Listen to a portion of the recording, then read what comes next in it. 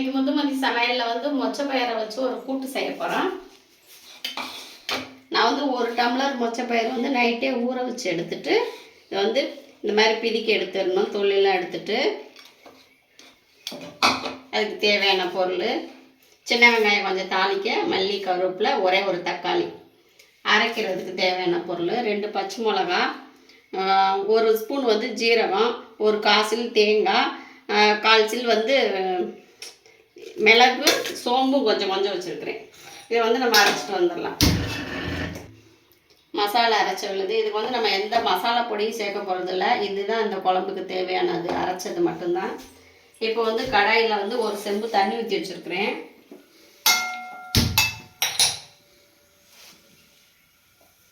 தண்ணி கொஞ்சம் சூடானோடனே நம்ம இந்த பயரை வந்து வேக வச்சுக்கலாம். தண்ணி கொஞ்சம் சூடாயிடுச்சு. நம்ம இந்த பயரெல்லாம் போட்டு வேக வச்சுக்கலாம்.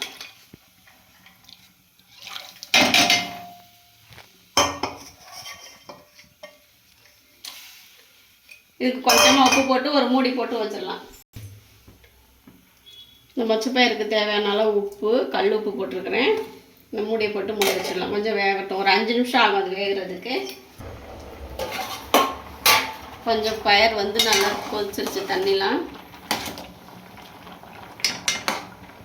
இன்னும் கொஞ்சம் வேகணும். இப்போ கொஞ்சம் லைட்டாக மஞ்சத்தூள் போட்டுக்கலாம். நம்ம அரைக்கும் போது லைட்டாக மஞ்சத்தூள் போட்டு தான் அரைச்சிருக்கிறோம்.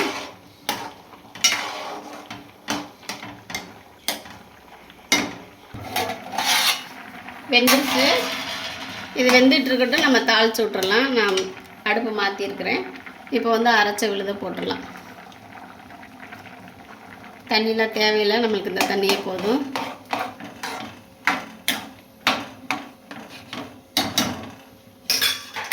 இது மூடி போட்டு நம்ம இந்த பக்கம் வந்து ஒரு கடாயை வச்சுருக்கிறேன்.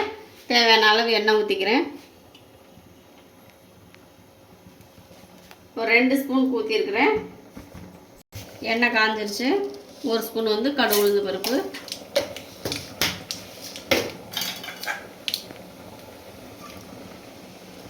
கடுகு வெடித்த உடனே சின்ன வெங்காயம் போடணும்.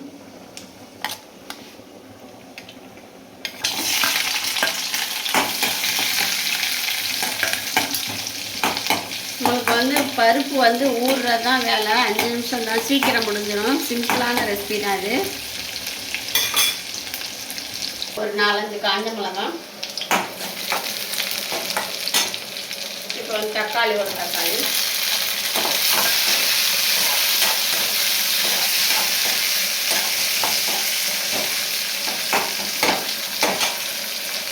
கருவேப்பிலை ஒரு கொத்து, லாஸ்ட்டில் மல்லியில் போட்டுக்கணும். தக்காளி வதங்கட்டும். 2 பூண்டு பல் இடித்து வச்சுருக்குறது. மொச்சப்பயிர் வந்து வாயுங்கிறதுனால மிளகு சேர்த்துருக்கோம், சின்ன சீரகம் சேர்த்துருக்கோம், சோம்பு, பூண்டெல்லாம் சேர்த்துருக்கோம். இன்னும் கொஞ்சம் பெருங்காயத்தூள் சேர்க்கணும்.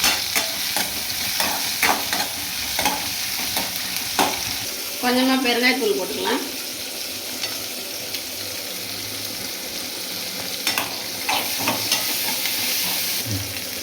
மல்லியில் கொஞ்சம் நல்லா கழுவிட்டு பொடிசாக நறுக்கி வச்சுருக்கிறேன். கொஞ்சம் வேகிற மொச்சப்பயிரில் வந்து நம்ம தாளிச்சதை வந்து ஊற்றிடலாம். பயிரெலாம் வெந்துருச்சு. இந்த அளவுக்கு தான் வேகணும். இப்போ வந்து தாளிச்சதை வந்து தக்காளி, வெங்காயத்தை வந்து இதில் ஊற்றிடலாம்.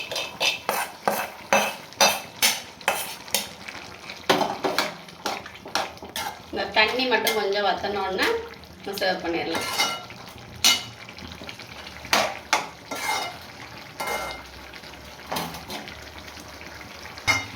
நல்லா வெந்துருச்சு. ரொம்ப கொலைய வேக வச்சோம்னா நம்ம எடுத்து சாப்பிட முடியாது. இந்த மாதிரி தான் வேக வைக்கணும். நல்லா டேஸ்ட்டாக இருக்கும். நாட்டுக்கோழி குழம்பு டேஸ்ட்டில் இருக்கும். இதே மாதிரி நீங்களும் செஞ்சு சாப்பிடுங்க. சர்வ் பண்ணி காமிக்கிறேன்.